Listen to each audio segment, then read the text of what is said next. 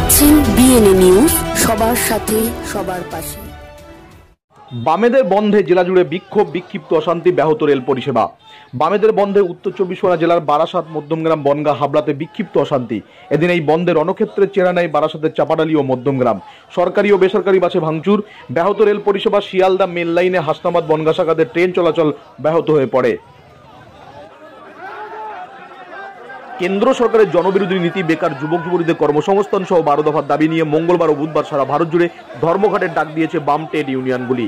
সেই বন্ধে মঙ্গলবার সকাল থেকে উত্তর চব্বিশ পরগনা জেলার বিস্তীর্ণ এলাকায় বিক্ষিপ্ত অশান্তির জেরে দুর্ভোগে পড়তে হয় সাধারণ মানুষকে। এদিন বারাসাতের চাপাডালিতে একটি স্কুল বাসে ভাঙচুর চালানো হয়। চালকের মারধরের পাশাপাশি একটি সরকারি ও বেসরকারি বাসে ভাঙচুর চলে। অভিযোগ, বন সমর্থকরা বাস চালককে থামতে বলে, না শোনায় লাঠি ও ইট দিয়ে ভাঙচুর চালানো হয় ওই দুটি বাসে। পুলিশ ঘটনাস্থলে এসে কয়েকজন সমর্থককে পেটাতে পেটাতে গাড়িতে তোলে। অবরোধ তুলতে গেলে পুলিশের সঙ্গে ধস্তাধস্তি হয় বিক্ষোভকারীদের। মধ্যমগ্রাম, বারাসাত, বনগাঁ ও হাসনাবাদ সহ বিভিন্ন স্টেশনে রেল অবরোধের জেরে বেশ কিছুক্ষণ ট্রেন চলাচল বন্ধ হয়ে পড়ে। পরে রেল পুলিশের তৎপরতায় অবরোধ তুলে নেয় অবরোধকারীরা। বন্ধে এখনো পর্যন্ত জনজীবনে তেমন প্রভাব না পড়লেও দুর্ভোগে পড়েন নিত্যযাত্রীরা থেকে অফিস যাত্রীরা। মধ্যমগ্রাম অবরোধকে কেন্দ্র করে পুলিশকে লক্ষ্য করে ইট পাটকেল ছোড়ার অভিযোগ ওঠে বন সমর্থনকারীদের বিরুদ্ধে। মধ্যমগ্রাম ও চাপাডালির ঘটনায় পুলিশ 10 জনকে গ্রেপ্তার করে নিঃশর্ত জামিন মঞ্জুর করে। পরে পরিস্থিতি স্বাভাবিক হয়।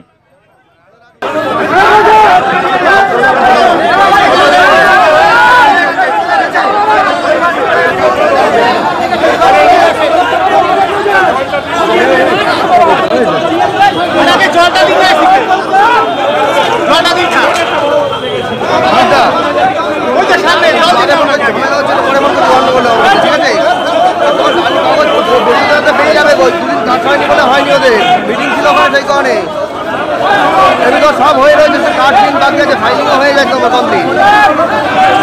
বৃহস্পতিবারের মধ্যে আজকে তো আজকে হতে পারে, সব তোমার কাজ হয়ে গেছে। ঠিক আছে।